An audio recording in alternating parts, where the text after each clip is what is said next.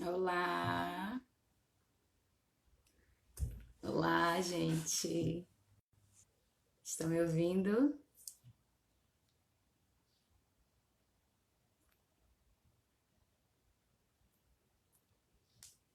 Boa tarde, Sil. Henry, que saudade. Olá, Andréia. Boa tarde. Estão me ouvindo bem? Ai, que bom, que bom. Vou deixar fixado aqui o tema.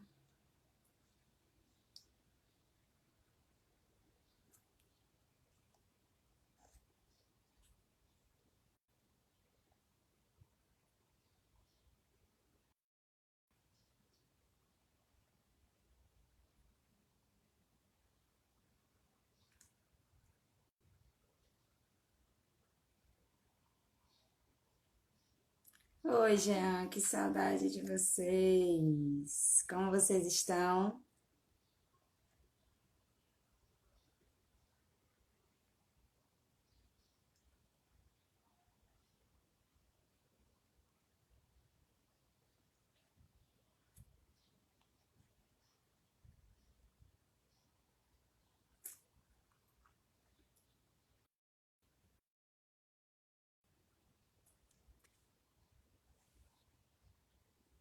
Ai, socorro. Vou chamar nosso convidado que já está aqui online, Lúcio, e a gente já começa a falar. Lúcio?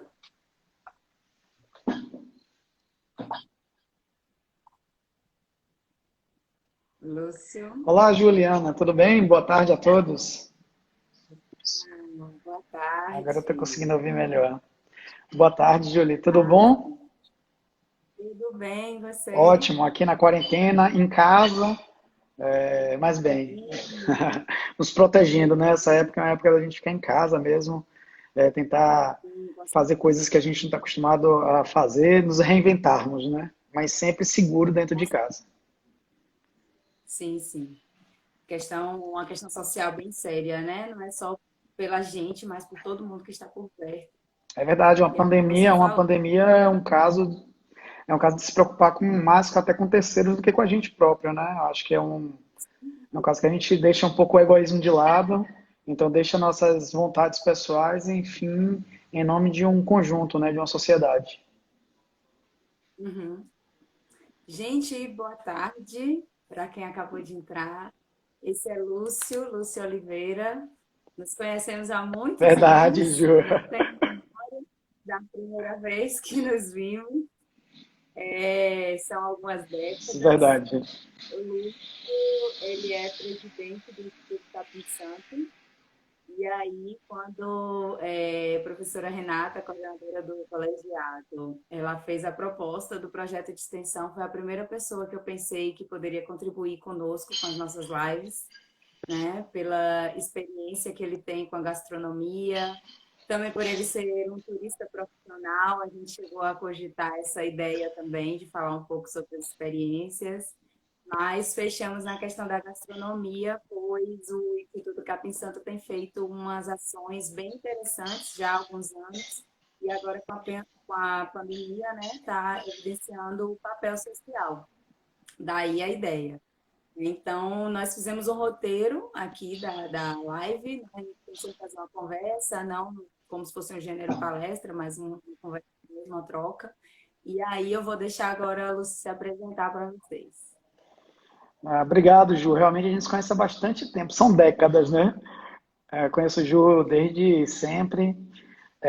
Fiquei muito feliz com o convite. Eu venho acompanhando a série de realizações que a UNEB tem feito e a qualidade dos temas abrangidos são muito bacanas e muito importantes. Então, quando surgiu o convite para participar dessa live, a gente ficou na dúvida realmente do que a gente trataria no assunto, seria a questão do turismo. Eu gosto muito de viajar, a Ju sabe disso, me acompanha há bastante tempo. E tem a questão também do trabalho social que a gente desempenha, não agora, na verdade, só veio efetivar com a pandemia, porque veio uma demanda maior, de uma necessidade maior, mas é um trabalho social que a gente já faz há bastante tempo, tá? Então, seguindo o roteiro que a gente estabeleceu mais cedo, vou me apresentar um pouco antes de falar da ação e falar do Instituto Capim Santo. Tá, meu nome é Lúcio Oliveira, eu sou natural de Ilhéus, aqui no sul da Bahia, pertinho de vocês, né? A maioria é de Onápolis, aí do extremo sul. Estou em Ilhéus agora, eu moro em São Paulo, já moro fora de Ilhéus há mais de 20 anos e atualmente moro em São Paulo. Mas por causa da pandemia, eu acabei vindo para casa de minha mãe. São quase 3 meses que eu estou aqui. E, na verdade, eu não me lembro de ter passado tanto tempo em o mesmo lugar, desde que eu fui embora. Realmente, eu costumo viajar muito e 3 meses em um lugar só, realmente é uma novidade para mim. Mas o fato de estar em casa, tá com minha família, tá com minha mãe, tá bem, tá saudável, isso para mim já valoriza a vinda para cá, para Ilhéus. Então, eu sou formado em administração de empresa pelo ESC, aqui a Universidade Estadual de Santa Cruz. Passei uma temporada fora do país, morei nos Estados Unidos uma temporada. Quando voltei, eu fiz um curso de gestão empresarial, um MBA, pela Fundação Getúlio Vargas. E eu estava meio com tempo ocioso. Eu sou empresário do ramo de seguros, eu tenho uma rede de corretora de seguros, que há alguns estados aqui do Nordeste e em São Paulo. E meio que eu estava ocioso, então eu procurei a gastronomia como uma opção de fazer uma faculdade que preenchesse meu tempo, que eu pudesse me relacionar com as pessoas. E a gastronomia foi com uma paixão que surgiu de forma muito. Eu não tinha pretensão de ser chefe, de trabalhar na cozinha propriamente dito, mas uma coisa que virou hobby, que era para ser hobby, e acabou se tornando um projeto de vida muito maior do que eu esperava, na verdade. Então eu me formei em gastronomia e fazia eventualmente eventos, mas coisas muito pequenas para meus amigos, para minha família. E como eu falei, eu nunca tinha pretensão de ser chefe ou de usar a gastronomia profissionalmente. Tinha esse conhecimento de gestão de empresa, afinal, além da minha formação técnica, acadêmica, eu sou gestor das minhas empresas. E a gastronomia surgiu mesmo como uma coisa de passatempo, de hobby. Ao longo desses anos, eu vim convivendo, abri a empresa em São Paulo e vim convivendo com... meu pai mora em frente ao restaurante Capim Santo, lá em São Paulo. Quem não conhece a rede Capim Santo, inclusive ele iniciou aí em Trancoso há quase 30 anos, com a pousada Capim Santo, como está perto de vocês, e vocês são da área de turismo, com certeza vocês conhecem a história do seu Fernando e Dona Sandra, que são os donos. E o grupo Capim Santo surgiu aqui. A chefe Morena Leite, que é a filha dos donos do restaurante Pousada de Trancoso, ela fez um curso na faculdade de Cordon Bleu, em Paris, e quando retornou, ela abriu um restaurante em São Paulo. Esse potencial gastronômico foi se expandindo. Hoje o Grupo Capim Santo, além da pousada do restaurante Trancoso, compreende 4 restaurantes em São Paulo, um no Rio de Janeiro, além de um buffet muito famoso. E quando meu pai foi morar em São Paulo, eu comecei a conviver muito no restaurante, porque a gente morava literalmente em frente ao restaurante Capim Santo de São Paulo. E nisso, numa das idas em São Paulo, nós fomos apresentados ao Instituto Capim Santo. Um cozinheiro, que é o chefe Meia-Noite, ele é natural de Itacaré. E aí ele estava procurando natural de Itacaré.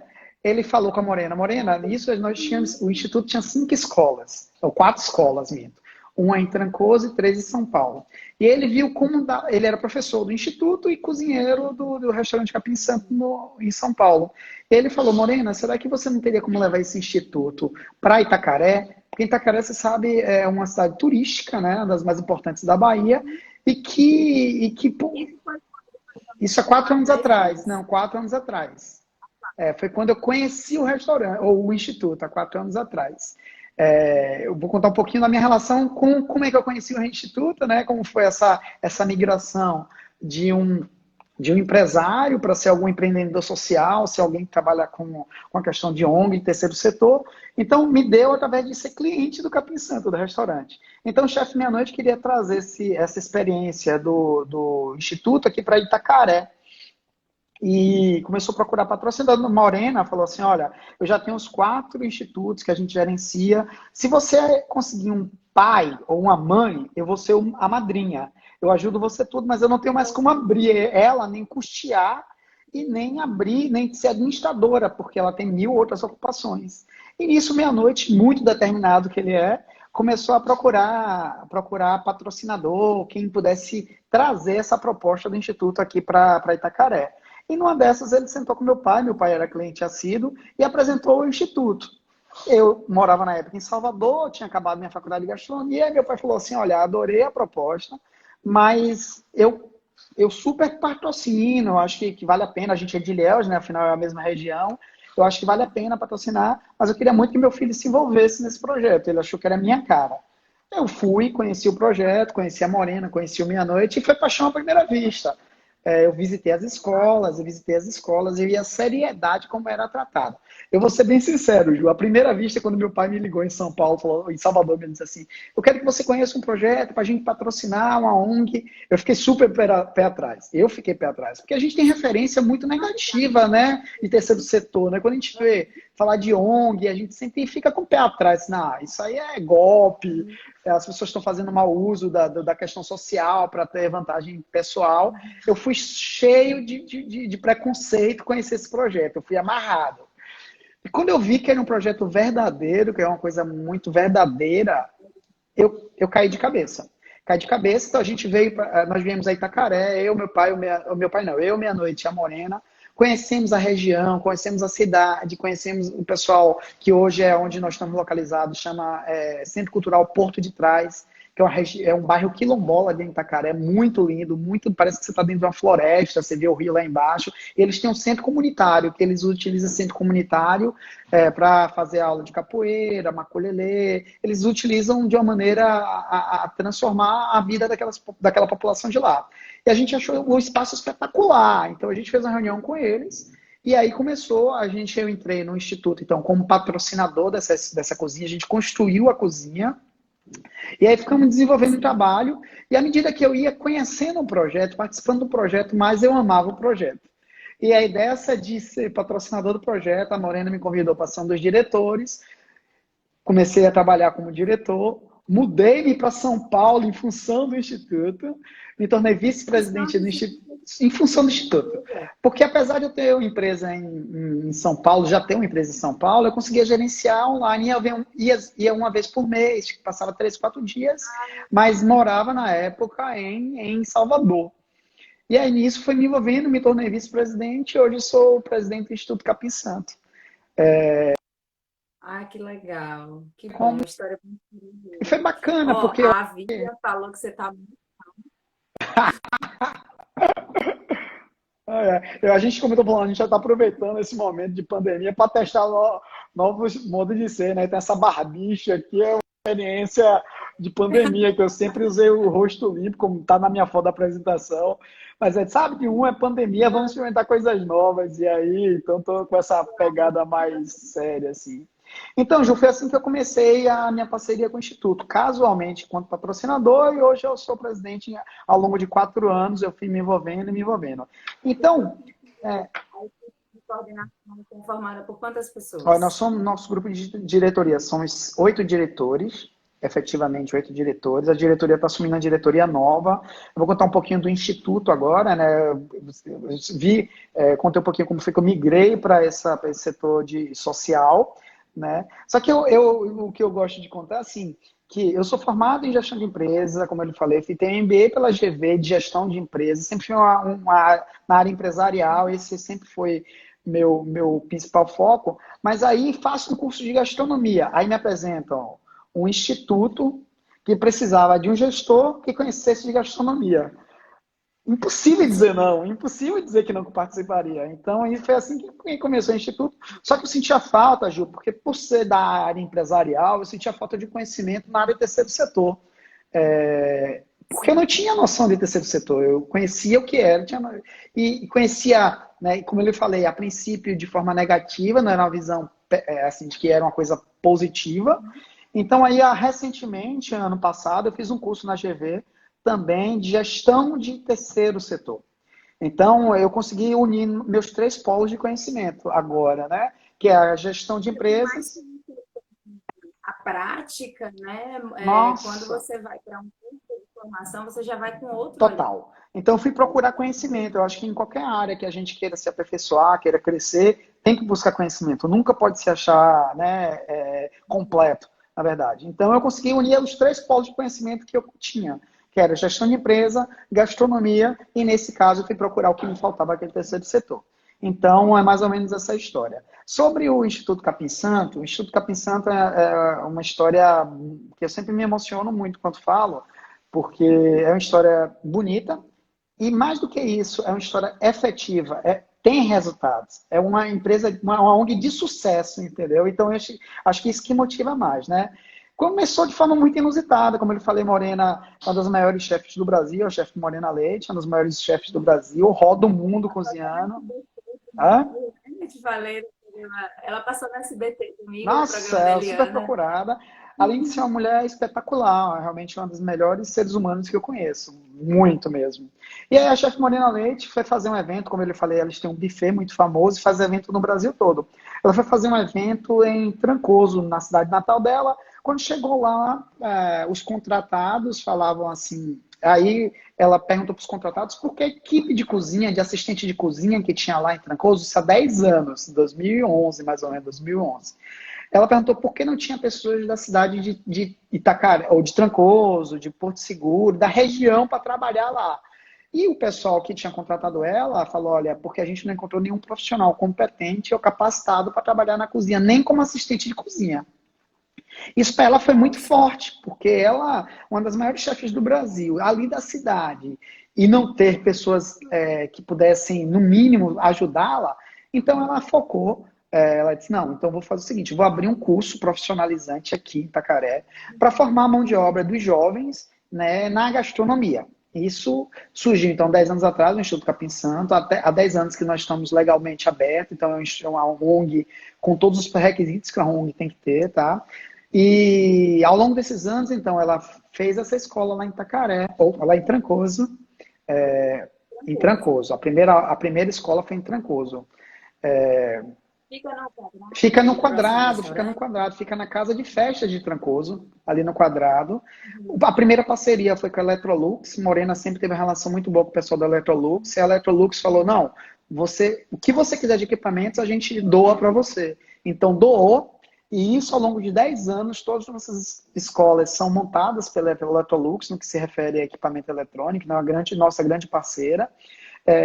Depois da escola de Trancoso, aí surgiu a oportunidade de fazer uma parceria com a ONG já existente lá em São Paulo, André Franco Vive, que é uma ONG maravilhosa também, que fica na Raposo Tavares. Eles trabalham a infância e também a adolescência. Então, eles ficavam muito preocupados, porque eles acompanhavam os meninos em contrafluxo. Os alunos estavam pela manhã e à tarde, ou à noite, enfim, em contrafluxo, né? Quem estudava de manhã frequentava à tarde, quem estudava à tarde frequentava pela manhã e dava apoio enquanto criança. Só que quando chegava na idade de adolescente, seus 15, 16 anos, que esses meninos saíam, eles não tinham o que fazer, não estavam profissionalizados. E aí o pessoal dessa ONG, André Franco Vive, nos procurou. Na época, não eu, porque eu não era ainda do Instituto, procurou a Morena e falou: Morena, você não quer abrir uma ONG aqui desse modelo que você tem em Trancoso? Porque Trancoso é uma cidade mundial, né? É uma cidade muito frequentada. Então, quando as pessoas chegavam lá, que iam na casa da festa, que é linda, e que via aquela cozinha, e que mas como que é isso? Então virou uma ONG conhecida nacionalmente. Apesar da atuação ser local inicialmente, virou uma ONG conhecida nacionalmente. E o pessoal da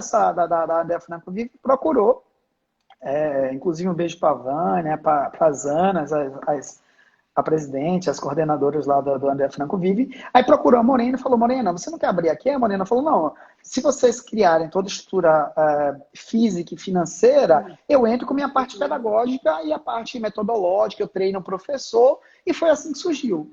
Nessa onda, ao longo desses 10 anos, somos 5 escolas, né? Então, a principal, que é em São Paulo, na capital. Aí tem na capital, na André Franco Vive, que é parceria com essa ONG.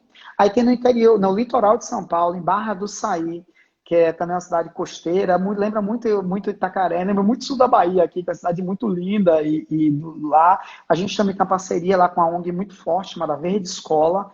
É uma ONG gigantesca lá, no mesmo molde da André Franco. A gente entra com toda a parte metodológica, eles entram com a parte estrutural e os custos, né? E aí, então, as duas em São Paulo, as três em São Paulo, a de Trancoso, e aí a última que a gente abriu há 4 anos aqui em Itacaré. No que consiste essa ONG, né? A ONG, quando o Morena iniciou a ONG, há 10 anos atrás, o objetivo principal era fazer a formação dos jovens em vulnerabilidade em gastronomia. Então, ao longo desses 10 anos, foram vários modelos sendo testados, porque sabe que a ONG é uma coisa viva, que a gente vai adequando, até porque a ONG reflete muito a realidade nacional, a realidade momentânea. Dar uma queda, né, para não Isso desmotivar mesmo, a gente também vai ter que as se pessoas. adequando. Então, quando o Morena iniciou, o plano era formação gastronômica de jovens em vulnerabilidade. Esse era o plano básico. Ao longo desse período, a gente testou o modelo de 1 ano, o curso era 1 ano, só que a evasão era muito grande. A gente viu que a evasão era muito grande, porque à medida que as pessoas iam começando a aprender um pouco, surgia emprego. Né? E aí as pessoas abandonavam em função do emprego, porque o principal motivo era a profissão que eles focavam. Então a gente fez modelo de 1 ano, fez modelo de 6 anos, só gente jovem, gente mais velha. E hoje a gente tem o seguinte modelo: o curso é dado em 4 meses, tá? São 4 meses de curso, são cerca de 200 horas de curso prático na cozinha e teórico também na cozinha. Como que faz ser aluno do Então, a curso? gente faz alguns critérios de processo de seleção. Todos os alunos são selecionados via entrevista. A gente necessariamente tem que sentar. Eu tenho o prazer de fazer as entrevistas aqui em Itacaré, em Trancoso também comecei a fazer. E aí todas as pessoas, ou uma diretora faz em São Paulo, a Adriana, que é a nossa diretora de tanto tempo, ela que faz em São Paulo. Enfim, todos os alunos são convidados a participar de uma entrevista. A gente acha que, como por ser uma ONG, a gente está voltado para o público carente, né? As pessoas que não têm a oportunidade de pagar uma faculdade, de pagar um curso pago, ou de pagar um curso. Então, eles nos procuram porque tem amor à gastronomia, acha maravilhoso, mas não tem capacidade de pagar. Só que a gente acha muito evasivo a gente pedir, por exemplo, comprovante de renda, que a maioria das ONGs pedem comprovante de renda. Então, o que a gente fez? Então, vamos fazer o seguinte: para selecionar os alunos, a gente pede que eles provem, através de documento, que são oriundos de escola pública, ou já formados, ou que estejam frequentando escola pública. Então, o nosso principal meio de selecionar com base nessa questão de financeira é o fato de ter sido oriundo de escola pública. A gente acha que é menos evasivo do que a gente pedir comprovação de renda, não é? A gente acha. De critério de idade, de Então, alguma coisa. nosso objetivo principal é público jovem, jovem vulnerabilidade, tá? Então, 70%, como eu falei, a gente testou vários modelos. A gente tinha turma só de adolescente. Então, ia de 17 a 25, 23, 24 anos. Era um algazarra. Adolescente tem muita energia. Então, só jovem era difícil. As turmas são completas, são formadas entre 20 e 24 alunos, a depender de que cozinha, porque tem cozinha mais espaçosa, a gente coloca 24. As que não são tão espaçosas são 20. Então, o curso que começou para formar jovens só na área gastronômica, a gente viu que a gastronomia tem um potencial social muito grande. Porque, assim, muita gente gosta de cozinhar, muita gente gosta de ir para a cozinha. Só que a gente acredita que a cozinha é uma ferramenta de inclusão social. O que quer dizer isso? Nosso curso deixou de ser um curso de formação profissional para ser um curso de formação profissional e comportamental. Então, hoje, nosso curso é curso de técnicas gastronômicas e comportamentais. Como ferramenta de gastronomia, não é bacana vocês virem aqui, cozinhar, fazer um bolo, fazer um peixe, tudo bem. Mas tem um preço a pagar. O preço é vocês entenderem os conceitos de se tornar um bom cidadão, um ser humano melhor. Então, a gente usa... Quando você entra numa cozinha profissional, Ju, para quem lida com a cozinha profissional, você vê que a cozinha profissional tem regras que são muito claras. Disciplina, né? Tem a hierarquia. O chefe é chefe. Você chama de chefe, não chama, né? Então, hierarquia. Questão da responsabilidade. Comprometimento com horário. Comprometimento com pontualidade. Trabalho em equipe. É um ambiente muito sério, é extremamente sério e tem que ser assim, E né? esses meninos, quando vêm pra gente, Ju, à medida que a gente convive, a gente vê que eles não têm isso, eles não têm esses valores agregados. Então a gente utiliza a gastronomia para as ferramentas da gastronomia para fazer com que esse aluno, para a gente, muito mais importante, que esses alunos saiam um cidadão melhor do que um bom chefe ou um bom cozinheiro. Esse é o nosso principal mote. A gente usar realmente esse período, esses 4 meses que a gente... Ah, Lúcio, mas isso é muito utopia, né? Você transformar a vida de uma pessoa em 4 meses? Não, não existe. Existe. Porque assim, é bom fazer um brigadeiro aqui. Tudo bem, mas se você não chegar no horário, a gente fala que a gente não é uma escola de gastronomia, a gente é uma cozinha profissional que ensina. Então, se a pessoa quer conviver conosco ao longo desse período de 4 meses, ele tem que entrar no ritmo de uma cozinha profissional. Então, se o aluno falta Sim. 3 vezes sem justificativa, a gente convida a sair do curso. Simples assim. Se ele atrasa 4 vezes sem justificativa, a gente convida para sair do curso. Mas por que é tão rigoroso? Porque o mercado é rigoroso. A gente está levando esse. Não é? Muita gente quer entrar, E né? além disso, já a gente preparou esse aluno. Esse aluno vai trabalhar num grande restaurante, ou num restaurante pequeno, que seja. Se ele faltar 4 vezes, o que, que acontece? Sem justificativa. Uhum. É convidado a ser retirado do trabalho. Então, a gente está treinando os alunos, não são para... Como, Ju? O Jean está perguntando aqui, um Sim. aluno, se já existe ou se já existiu alguma pesquisa para saber o percurso desses indivíduos depois do Então, curso. esse é um trabalho que a gente vai... A Juliana me chamou a atenção sobre isso ao longo da semana. Eu vou contar já já o que, que a gente faz com esses alunos egressos que saem do nosso curso, tá? Então, os alunos, só para finalizar, como é o curso, é um curso de 200 horas, entre aulas práticas, teóricas, pesquisa, visitação técnica. Então, os alunos vão visitar uma padaria, vão visitar uma horta orgânica, o que é bem bacana. E tem uma coisa que estágio, a gente convida os alunos também a participar de estágio, tem carga horária de estágio na cozinha. Mas eu acho que uma coisa que faz um diferencial muito grande para a gente é que nesses 200 horas, a gente pede que eles façam um trabalho voluntário. Então, você não aprendeu aqui gratuitamente a cozinhar?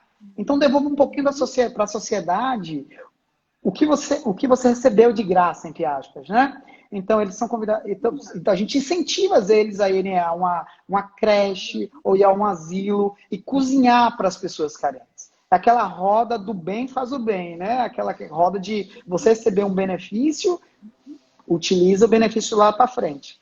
Então, é isso, a gente não dá o curso. O nosso curso se baseia em 3 básicos da gastronomia. Técnicas francesas, afinal, a Morena, né, formou na melhor faculdade do mundo, na Cordon Bleu. Gastronomia brasileira, a gente utiliza as técnicas, as receitas brasileiras, então a gente usa muito isso, e ingredientes locais. A gente tem, nosso lado da questão da sustentabilidade é muito forte. A gente sabe que se a gente utiliza os ingredientes locais, além de valorizar a cultura local, a gente está diminuindo os custos de transporte, de emissão de gás carbônico. Então, a gente utiliza esses três, vamos dizer, parâmetros da nossa cozinha. Técnicas francesas, ingredientes locais e o foco muito na questão da sustentabilidade. Sobre O PMAT Vale está dando os parabéns, diz que o projeto deve ser um espelho para tantos outros. E a Silvia, professora, oi Sil, ela está perguntando se vocês têm parcerias com redes hoteleiras. Então, sobre rede hoteleira. Primeiro eu vou responder a pergunta sobre o acompanhamento dos alunos egressos do nosso curso, tá? Nós temos uma estatística muito bacana. Cada realidade é uma realidade, eu vou ser bem sincero, assim. Nós temos 5 escolas, mas cada sociedade que a gente está inserida é uma realidade diferente. Então, quando a gente forma alunos na Barra do Saí, que é uma cidade pequena, que vive do turismo, tem vários hotéis, casas de praia, os alunos que saem do curso, eles saem praticamente todos empregados. Em Itacaré, a empregabilidade é altíssima também, passa de 90% dos alunos formados, eles vão. Trancoso também. Sim, com esse modelo do curso, tem evasão? Quase, novamente, também depende da realidade. A evasão, Ah, a lista de espera em Barra do Saí são quase 400 pessoas na fila de espera. Em Itacaré, cada vez que eu vou fazer entrevistas, para cada vaga, são 4 candidatos. Então, a gente faz um processo de seleção muito rigoroso, porque eu falo assim, olha, Se você entrar, você está tirando vaga de seu amigo que está ali fora esperando. Eu trabalho muito emocional, porque é a única maneira de tentar manter que esses alunos comecem e finalizem. Em Itacaré é muito bacana, porque a gente começa com a turma de 25 e raramente a gente não forma os 25. Raramente. Trancoso a mesma coisa. A gente cada vez mais busca essa conscientização de quem entra, que está tirando tá tirando a oportunidade de uma outra pessoa que poderia estar fazendo o curso. E está dando muito certo. Então, o nível de evasão é praticamente zero ao longo do curso. E empregabilidade nessas cidades menores que vivem de turismo é altíssima. Em São Paulo, a realidade é muito distinta, eu vou bem dizer para vocês. São Paulo é a nossa matriz, é onde a gente gosta, que a gente trabalha com. Eu estou lá no dia a dia, onde eu mais acompanho, porque eu estou lá praticamente, faço reunião semanal lá, mas a relação é muito diferente. Porque, como São Paulo é a maior cidade do país, e as possibilidades de cursos como esse que eu estou dando são inúmeras. Então, se a pessoa entrou aqui, passou no teste, entrou aqui, começou a fazer, aí achou que o curso é muito rigoroso, larga, vai fazer cabeleireiro ali na ONG da esquina, vai fazer manicure na ONG da esquina. Entendeu? Em São Paulo acaba sendo uma evasão maior, né? Uma procura grande, mas uma evasão maior, porque aqui as pessoas, aqui em Itacaré, Trancoso, ou em Barra do Saí, as pessoas se pegam como única oportunidade, ou poucas oportunidades que tem naquela realidade. São Paulo, por ter uma realidade muito maior e mais possibilidades, eles acabam evadindo mais, né? E o curso às vezes começa com 20, acaba com 15, acaba com 16, mas mesmo assim a gente fica feliz porque os 16 que formam, realmente eles são transformados. Saem transformados, né? Então, o que é que a gente faz? Nessas cidades, quem perguntou sobre a questão do acompanhamento, o acompanhamento pós-formação, nessas cidades eles já saem empregados, a gente nem precisa procurar muita coisa. Itacaré, Trancoso, realmente eles têm um índice de empregabilidade muito alto. Já em São Paulo, por ser, a gente tem lá o restaurante Capim Santo lá, né, toda a rede do restaurante Capim Santo, e Moreno é uma pessoa muito conhecida, há muita demanda de outros proprietários de restaurante, de hotel, que nos procura através do nosso Instagram, através dos nossos contatos, para buscar gente para trabalhar. Então, a gente tem um grupo do WhatsApp que a gente coloca todos os ex-alunos e fala, olha, surgiu essa vaga. Então, também é bacana porque a gente está sempre com vaga disponível para essas pessoas que formam com a gente. Só que eu estou falando com a Jo hoje mais cedo, a gente está fazendo um trabalho de revisão total do Instituto durante esse período de pandemia, né? Porque a maioria dos diretores estão em casa, a gente não está conseguindo exercer 100% do nosso trabalho. Então, uma das coisas que a gente está trabalhando é a questão da plataforma de empregabilidade. A gente acha, sim, que a gente pode fazer um pouco mais para esses alunos. Eu vou fazer só um parêntese, viu, Ju? Por que a gente não fez isso ainda?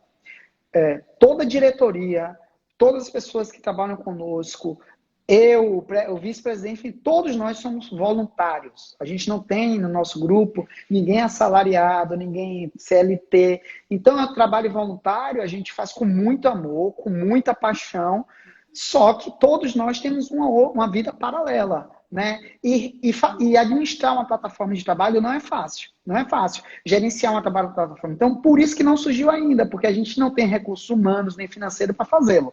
Então, a gente está agora buscando esses recursos para a gente conseguir colocar em prática essa ideia de ter essa plataforma de trabalho. Em relação à hotelaria, né, a professora Silvia, se eu não me engano, perguntou sobre se tem alguns hotéis com parceria. A gente tem hotel com parceria nesse sentido. O Chai aqui na região, né, que é um dos maiores hotéis aqui da região, o Chai aqui em Itacaré, eles nos ajudam com a área nos disponibiliza espaço para estágio dos alunos. Como eles fazem compras de volume muito alto e têm acesso a vários fornecedores que a gente, pessoa física ou a ONG pequena não conseguiria, o Chai se oferece para ser o nosso comprador oficial. Eles doam algumas coisas, mas a maioria das vezes a gente que paga, assim, mas eles que são a gente passa a lista para o Chai, porque tem alguns ingredientes que a gente não consegue facilmente na região, e o Chai, ele faz a compra e depois a gente consegue, aí o fornecedor emite um boleto e a gente faz o pagamento. Além disso, a gente faz muita parceria com os hotéis de Itacaré, porque a gente está sempre mandando um professor para Itacaré, a gente está sempre indo visitar os alunos e eles nos recebem com maior carinho, os hoteleiros. Em contrapartida também, como a gente leva muitos professores de alto nível, seja da área de gastronomia, de nutrição, a gente, em contrapartida, a gente oferece aos hotéis que nos recebem lá em Itacaré cursos, palestras, treinamento. Então, há uma contrapartida. Além de fornecer mão de obra, porque vamos fazer o seguinte, o hotel tem um restaurante. Isso para eles conseguirem uma boa mão de obra, Não né? é? E E aí ele aí, pega uma pessoa que passou por um curso de 4 meses. Quando entra na cozinha, não entra verde mais, não entra mais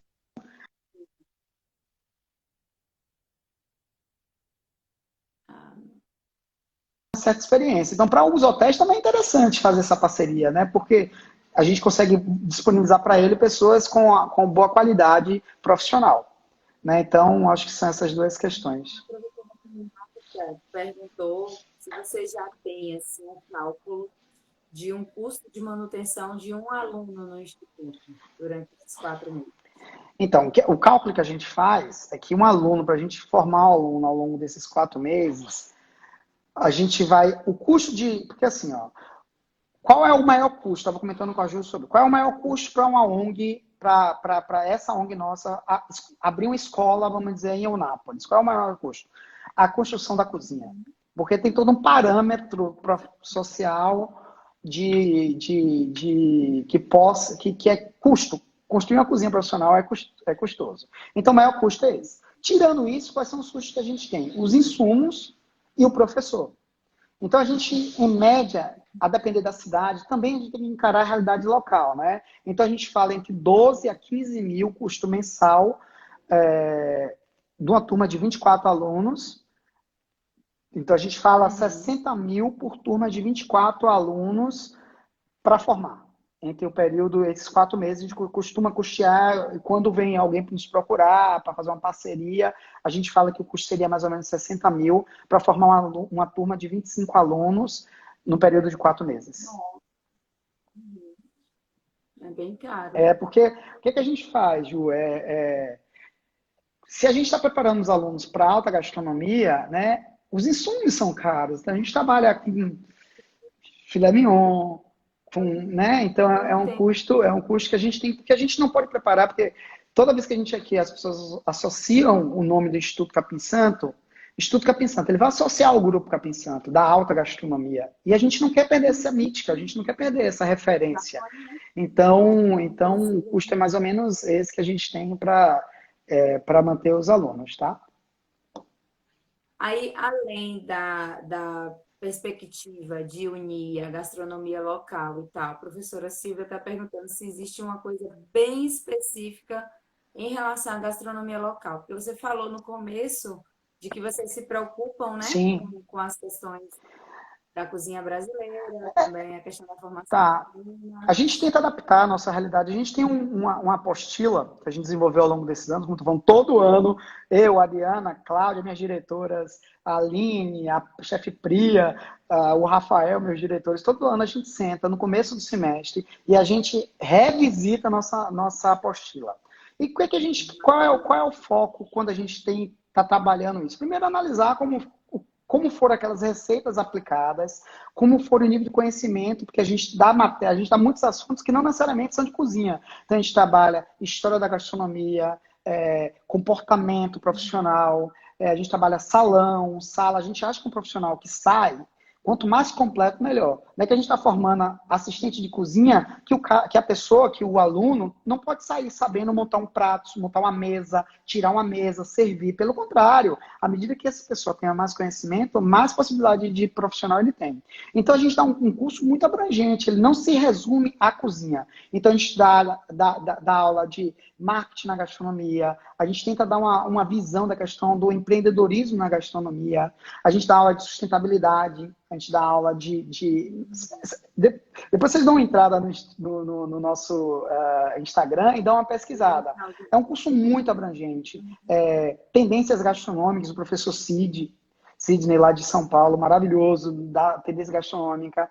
Então, a gente tenta fazer com que o profissional saia de lá muito mais do que só com visão gastronômica da cozinha. Mas a gente entendendo que a cozinha é muito mais do que isso. A cozinha é um mundo, né? Então, a professora Silvia perguntou sobre se a gente faz uma adequação. A gente tenta fazer adequação, professora, na realidade local. Então, quando a gente vai fazer um prato que a gente pode substituir um peixe que lá de São Paulo, que a gente usa em São Paulo, se a gente tiver um peixe na cidade, na região, a gente utiliza esses peixes. Tá? Outra coisa bacana é que quando o aluno, a gente está botando em prática um sonho antigo. Essa turma que vai vir por agora, eles vão precisar fazer um TCC. O que seria isso? Trabalho de conclusão de curso. É uma ideia que a gente tinha já há algum tempo e que a gente vai botar em prática agora. Eu quero participar dessa banca. É bem isso, Ju. A gente vai fazer com que os alunos apresentem, as turmas de 3 ou 2 alunos apresentem um prato no final do curso, sempre voltado então ele tem que apresentar uma ficha técnica do prato, tem que com foco na sustentabilidade, o uso completo do alimento. Então esses são os pré-requisitos para fazer o TCC. Então o prato tem que ser sustentável, tem que ser saudável, né? E aí a gente vai fazer um concurso entre os alunos. Esse aluno, e aí ele vai estar na bancada, geralmente eu estou nas formaturas, ou a Morena está na formatura, então vai estar geralmente ou eu, ou a Morena, ou os dois, um chefe da cidade convidado. Então também as pessoas, a gente vai valorizar a questão do ingrediente local, né? E aí o aluno que ganhar, os alunos que ganharem esse prato, a ideia é que a gente dê um belo presente para eles, tá? Um belo prêmio. E o aluno que ganhar das 5 escolas que a gente vai fazer esse concurso, a ideia é que a gente consiga botar esse prato no cardápio de um dos restaurantes do Capim Santo, assinado pelo aluno. E aí levar o aluno para apresentar lá em São Paulo. Enfim, a gente está com 1000 ideias assim que a gente já vai começar a botar em prática agora. Então, essa questão da valorização regional, professora Silvia, a gente busca muito. Então, a gente faz muita adequação dos pratos que a gente utiliza em São Paulo para a realidade aqui. Em Barra do Saí é interessante, eles gostam muito de fazer, toda a formatura eles fazem uma coxinha de jaca. Uma coxinha de jaca. Bem, bem bacana, porque é um ingrediente local, então a gente valoriza muito essa questão dos ingredientes locais. Mas e aí agora, com a pandemia, Sim. pararam todos, suspende A gente estava, os cursos são assim, o que que os cursos começam, a primeira turma, a gente faz 2 turmas por ano, a primeira semestre é março, abril, maio e junho, aí julho e agosto tem folga, setembro, outubro, novembro e dezembro, geralmente é esse período que a gente dá aula. Por quê? Porque os alunos que a gente forma no litoral, tanto aqui na Bahia quanto lá, se eles fazem o curso março, abril, maio, junho, julho é autoestação. Esses alunos já são empregados. Quando eles fazem o curso setembro, outubro, novembro, dezembro, janeiro e fevereiro já é autoestação. Então, eles já podem procurar um trabalho. E outra coisa é que se os alunos estão fazendo, em sua maioria, por uma questão profissional, a gente não pode colocar eles para trabalhar janeiro, fevereiro e março, que é a oportunidade deles estarem trabalhando, né? Então, a gente tem essa preocupação com o calendário. Então, a gente estava todo preparado para começar a turma em março. Eu tinha feito a seleção, inclusive os alunos, deve ter alguns alunos do Instituto acompanhando aí. Toda semana a gente recebe mensagem. Nossa, quando é que vai começar a turma? Porque os alunos que a gente fez a seleção anterior, a gente vai manter para a turma que vai iniciar. Só que por causa da pandemia, a gente teve que suspender todas nossas turmas. Foi frustrante, mas é importante. Foi uma questão de saúde pública, né? sociais, né, distribuindo algumas quentinhas em Itacaré. Isso, então a gente, na verdade, essa ação começou, Ju, a gente está fazendo essa ação em 4 cidades hoje: Itacaré, Trancoso, Sim. São Paulo e Rio de Janeiro. Rio de Janeiro também a gente tem uma ação pontual lá. O produto que está produzindo as quentinhas são os ex-alunos. Então vou dizer mais ou menos. Em São Paulo, fez uma associação entre os ex-alunos do Instituto, os atuais alunos, ou melhor, os professores do Instituto, os funcionários do Grupo Capim Santo, eles fizeram uma união, chama Capim Solidário. E aí, eles já entregaram ao longo desses 2 meses 20.000 quentinhas. 20.000 quentinhas lá em São Paulo. Um trabalho maravilhoso. E aí, por São Paulo... Essa quentinha são o quê? Moradores? A gente entrega em ONGs, moradores de rua. A gente trabalha também com hospitais públicos. Lá em São Paulo, eles dão em hospitais públicos também. E o que se produz ali das quentinhas é uma gastronomia que serve no restaurante Capim Santo. Então a gente não faz qualquer comida para servir. O que eles estão servindo é um menu que faz parte do restaurante Capim Santo, né? Então é bacana isso. Hã? Ontem foi moqueca de banana Isso da aqui em terra. Itacaré. Então tem essa ação lá em São Paulo que chama Capim Solidário, que fez a junção entre o Instituto, funcionários e ex-funcionários do Grupo Capim Santo. Em Trancoso, chama Cozinha, é uma outra parceria, chama Cozinha Solidária, muito bacana também, que tem mais de 2 meses sendo feito. Eles já distribuíram mais de 5 mil quentinhas. Faz na Casa das Festas. Só que aí o que acontece? É um outro perfil. Continua sendo o espaço, a cozinha do Capim Santo, do Instituto Capim Santo, que eles utilizam para produzir a alimentação. Só que lá em Trancoso foi muito bacana que, em vez de ser o Instituto Capim Santo fazendo, não é o Instituto Capim Santo. O Instituto Capim Santo é um dos parceiros. Em Trancoso, os chefes locais, eles se predispõem de todos os restaurantes da região e da cidade, eles escolhem um dia e os chefes vão, eles levam os produtos e eles cozinham. Então fez vamos dizer, uma cozinha comunitária, que todo dia tem um chefe local produzindo na cozinha do Instituto, produzindo e distribuindo. Uma ação muito bacana também.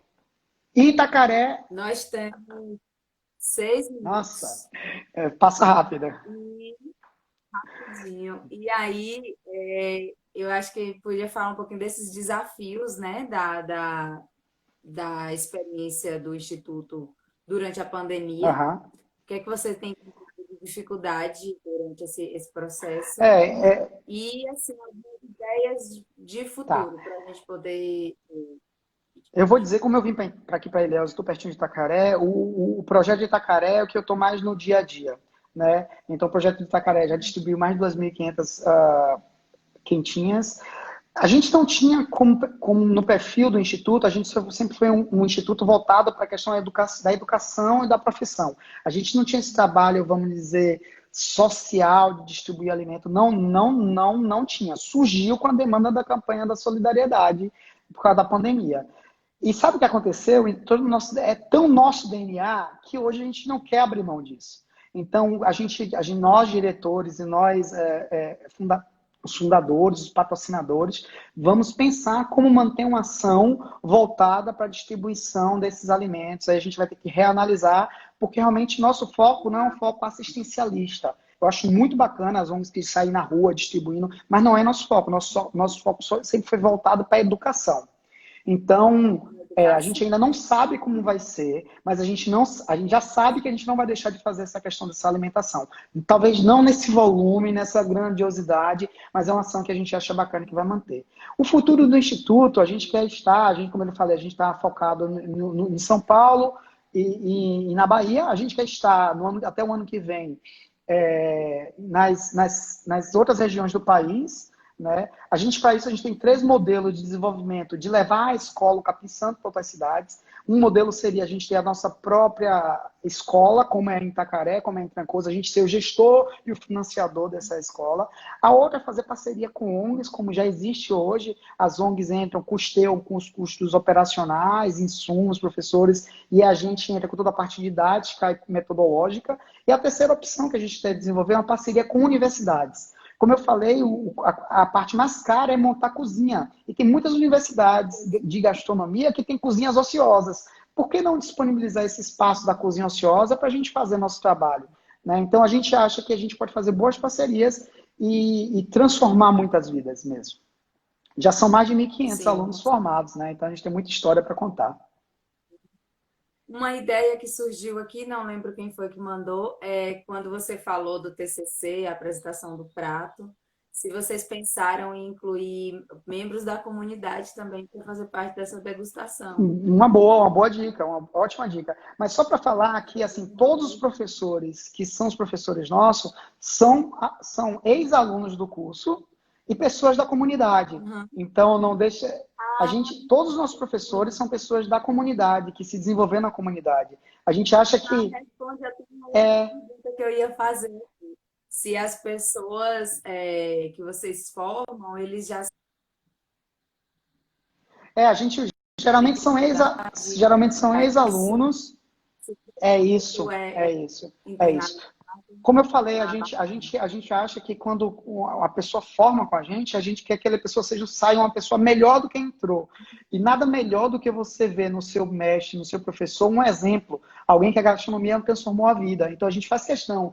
A gente não chama nem de professores, viu, Ju? A gente chama de conectores. Nós, professores, a gente trata eles como conectores. Porque, na verdade, eles estão ali para conectar a energia, trocar experiência, essa energia que é mais importante para a gente. Eles não estão ali para se ensinar, eles estão ali para conectar pessoas, conectar conhecimentos. Então a gente faz questão que os professores sejam professores da cidade. a Oi, Jace Ju. Araújo falou que em Barra do Rios tem uma cozinha que pode ser toda de vocês. Já colocou à disposição Nossa, aqui. eu vou dar duas dicas, pessoal, para poder entender um pouquinho mais do que é o Instituto Capim Santo.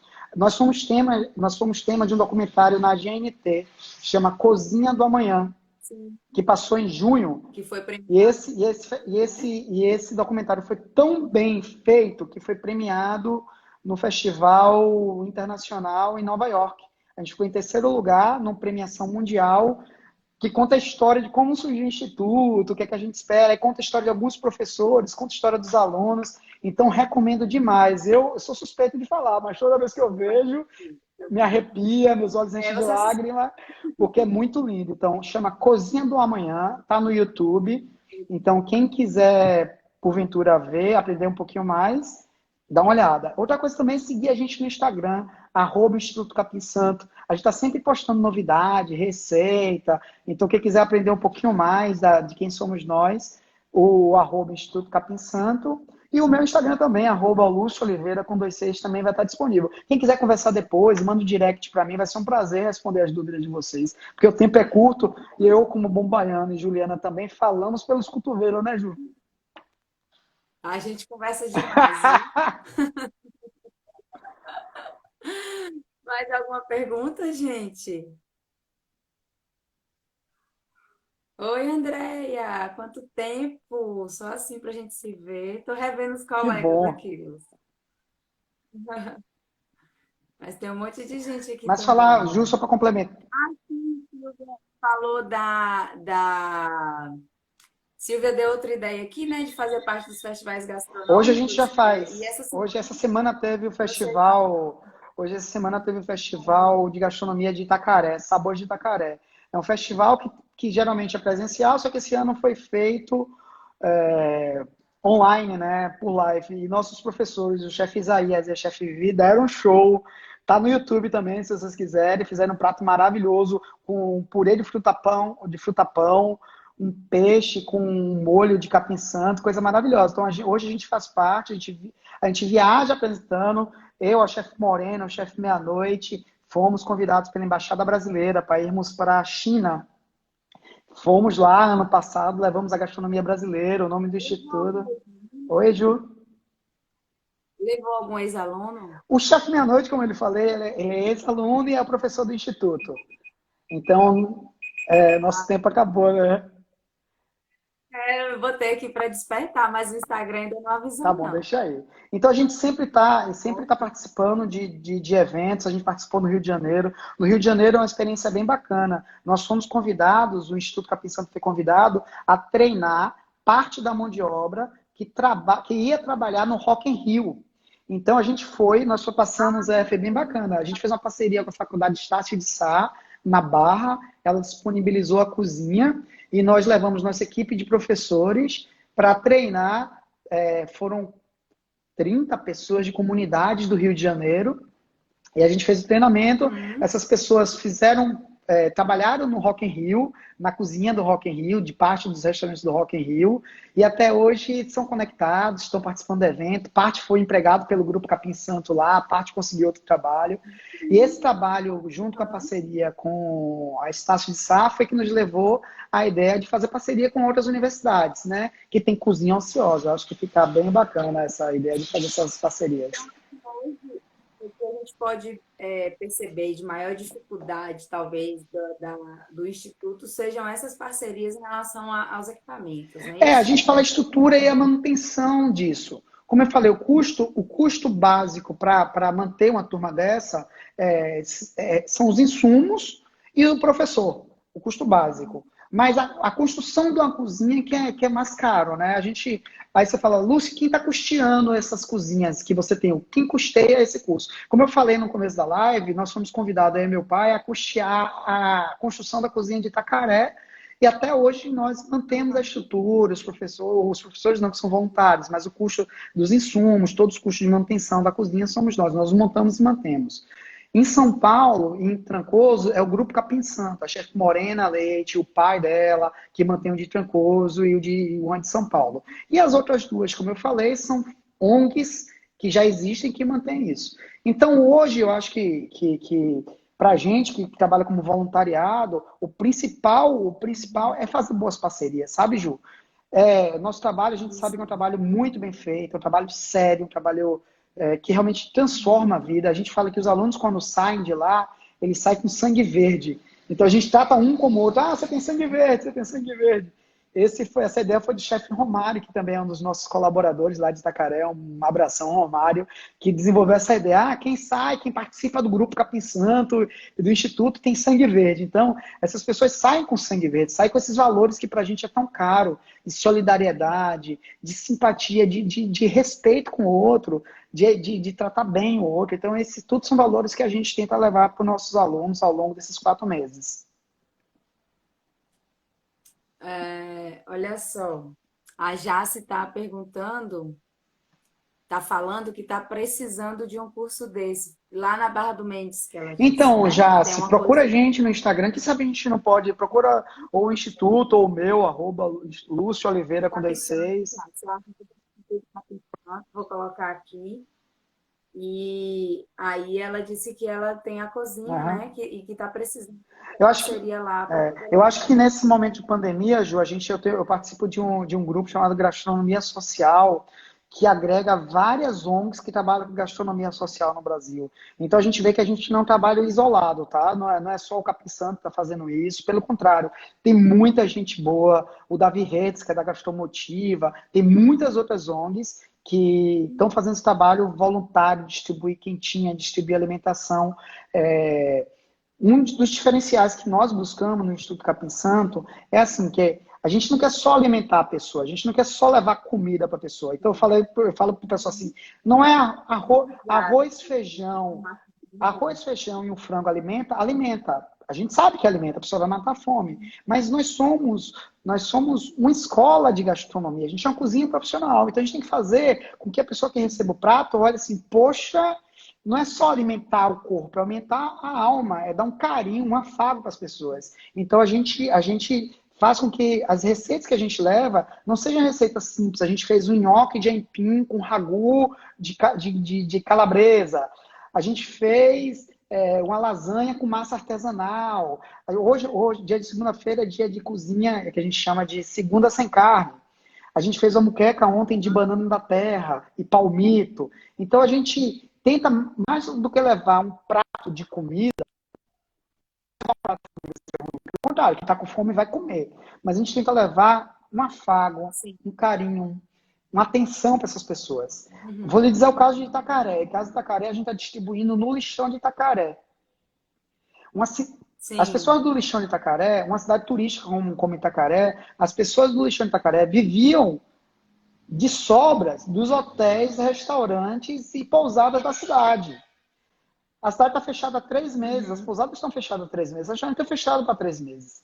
Então você pode entender que as pessoas estão passando fome, até de comida, resto, entre aspas. É um caso muito sério, isso me dói muito. E aí os professores lá em Itacaré, o professor Isaías, a professora Vivi, foram que me procuraram. Falaram, Lúcio, a cozinha está parada, vamos fazer uma ação voluntária aqui para poder arrecadar. E aí eu fiz o crowdfunding, a vaquinha virtual entre meus amigos. Agradeço a todos que estão assistindo. Eu distribuí, falei, não, eu vou pedir para esses meus amigos me ajudarem. Então agradeço, tem muitos aí assistindo, eu estou vendo aqui. Agradeço a todos que nos ajudaram a juntar um fundo e com esse fundo a gente já conseguiu fazer mais de 2.200 quentinhas distribuídas. E a gente vive, e aí bacana também que a própria comunidade local começou a nos ajudar. 25 segundos vai cair. Então foi um prazer, Ju, pelo convite. Vamos ver se a gente marca outra. Obrigado a todo mundo aí, viu? Foi um prazer falar. Obrigada, Renata, pela oportunidade. Muito obrigada, Luz, pela